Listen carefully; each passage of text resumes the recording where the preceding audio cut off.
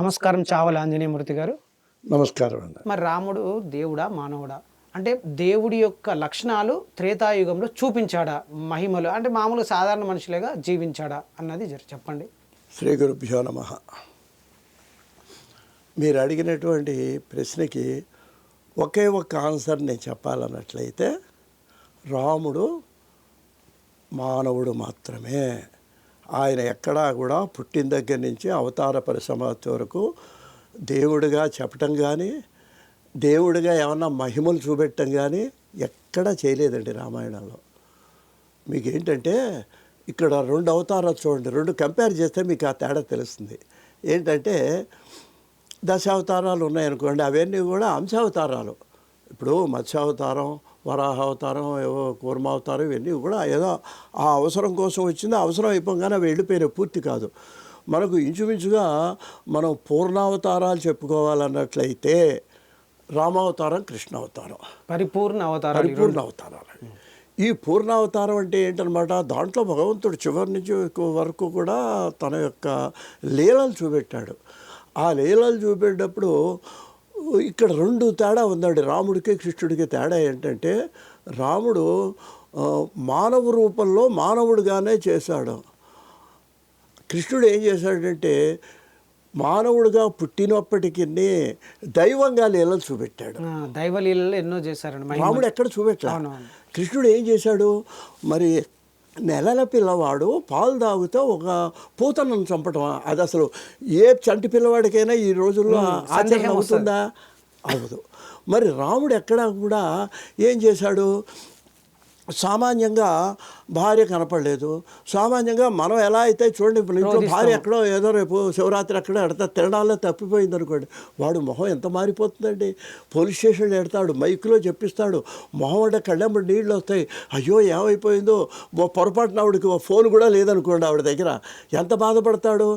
ఏడ్చినంత పని చేస్తాడు. ఆ శివుడికి దండం పెట్టుకొని, పరమేశ్వర ఏంటి నీ దానికి వచ్చాను నేను, నాకు ఈ కర్మ ఏంటని ఏడుస్తాడండి. ఏది ప్రేమ గలవాడు.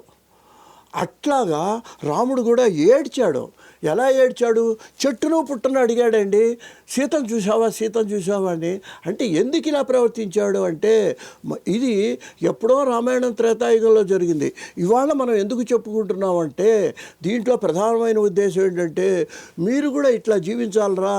యుగాలు మారినా, తరాలు మారినా, ఇప్పుడు కలియుగం వచ్చినా సరే మీ యొక్క ప్రేమ నిలబడాలంటే, మీ దాంపత్యం నిలబడాలంటే ఒకవైపు కాదండి. భార్య ఏదో ప్రేమగా చూసి భర్త పట్టించుకోకపోయినా దాంపత్యం అర్థవంతం ఉండదు. అలాగే భర్త ప్రేమగా చూసి భార్య నిర్లక్ష్యం చేస్తున్నది ఎక్కువ కాలం నిలబడదు.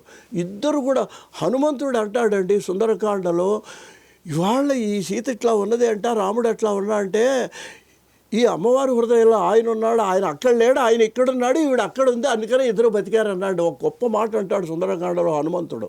అందువల్ల మనం గమనించాల్సింది ఏంటంటే ఇది పూర్తిగా మానుషావతారమే. దీంట్లో దైవలీలలు ఏమీ లేవు రామావతారంలో. ఏమిటి మానుషావతారం అన్నట్లయితే సరే, అది రావణ సంహారం కోసం అవతారం ఎత్తాడు, అది అంతర్గతమైన లీల. అది బయట ఎక్కడ చెప్పుకోలేదు తను. రాముడికో మనందరం మహర్షులకు తెలుసు, ఇంద్రుడికి తెలుసు, మహర్షులకు, ఆ అగస్త్యుడికి తెలుసు, మహర్షులకు వాళ్ళకు ఏది జ్ఞాన సంపన్నులైన దివ్య దృష్టి గల వాళ్లకు మాత్రమే దేవుడు అని తెలుసు. అంతవరకు మీకు చిన్న ఉదాహరణ చెప్తానండి. సీతను అగ్ని ప్రవేశం చేయించారప్పటికి సరే అగ్నిదేవుడు వచ్చి ఏం రామా ఇట్లా చేసావు అని చెప్పంటే దశరథుడు వచ్చాడండి పితృలోకని. మనం నమ్మాలి రామాయణాన్ని. ఏమంటే పితృదేవతలు వస్తారా, వచ్చారు రామాయణాలు, వాల్మీకి చెప్పాడు, మనం నమ్మాలి. ఆయన వచ్చి ఏమిరా మా కోడల్ని ఇట్లా ఇబ్బంది పెట్టావు నువ్వు అన్నాడు. తల ఉంచుకున్నాడు. బ్రహ్మాదేవతలు వచ్చాడు, ఏమి రామచంద్ర నువ్వు ఎవరు అయ్యా, నువ్వు విష్ణువి, ఏమిటి ఈమె లక్ష్మీదేవి, ఏమి ఇలా పరీక్ష పెట్టి ఇలా అవమానం చేసావేంటావండి అంటే ఆయన ఒకటే అన్నాడండి. ఏమన్నాడు తెలుసా, అహం మానుషం మన్యే అన్నాడండి. ఒక్కటే సమాధానం చెప్పాడు. నేనా దేవుణ్ణా, నాకేం తెలియదు, నేను మానవుడిని. రాముడు ఎవరు అంటే మానవుడు. ఒక మానవుడు ఎలా ప్రవర్తించాలి. ఇప్పుడు ఒక భార్య మీద అనుమానం వస్తుందండి ఒకటికి, కొంతమంది పైకి చెప్పుకుంటారు, కొంతమందికి చెప్పుకోలేనప్పుడు కుమిలిపోతాడు. ఇంకా చెప్పుకోలేని వాడు ఏం చేస్తాడంటే ఏదో పరీక్షలు దేవాలయానికి తీసుకెళ్ళి అదే పరీక్షలు చేస్తాడు.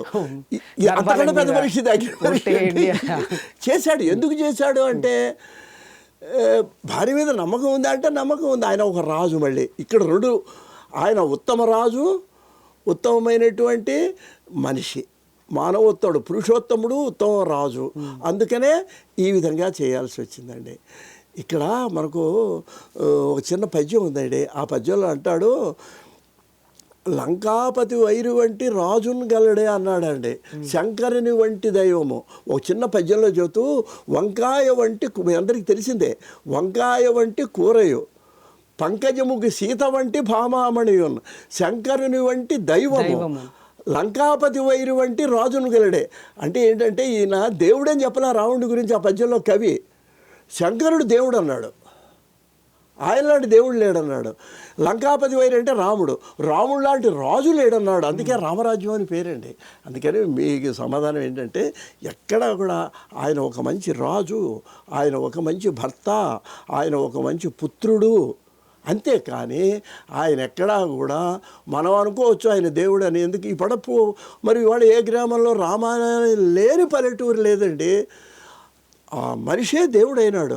దైవం మనుష రూపేణా, అది రామాయణం ఇచ్చే సందేశం. ఆయన దైవమే కానీ ఆయన దైవం కాదు. ఎవరి దృష్టిలో? ఆయన దృష్టిలోనూ ప్రజలు మానుష రూపేణ ఒక మానవోత్తముడుగా జీవించాడు. కృష్ణావతారంలోకి వెడితే అసలు భగవద్గీతలో చెప్తుంటేనండి అర్జునుడితో అంటాడు, నేను అంటాడు, అహం త్వా సర్వపాపేభ్యో మోక్షై. ఏమిటండి ఆయన కృష్ణుడా? నేను నీకు మోక్షం ఇస్తానంటాడు ఏంటి? అసలు అంత ధైర్యం దమ్ము ఎవరికి ఉంది? కృష్ణుడికి ఉంది. ఎందుకని ఉంది? ఆయన దేవుడు అని అక్కడ చెప్పేసుకున్నాడు, డైరెక్ట్గా చెప్పు.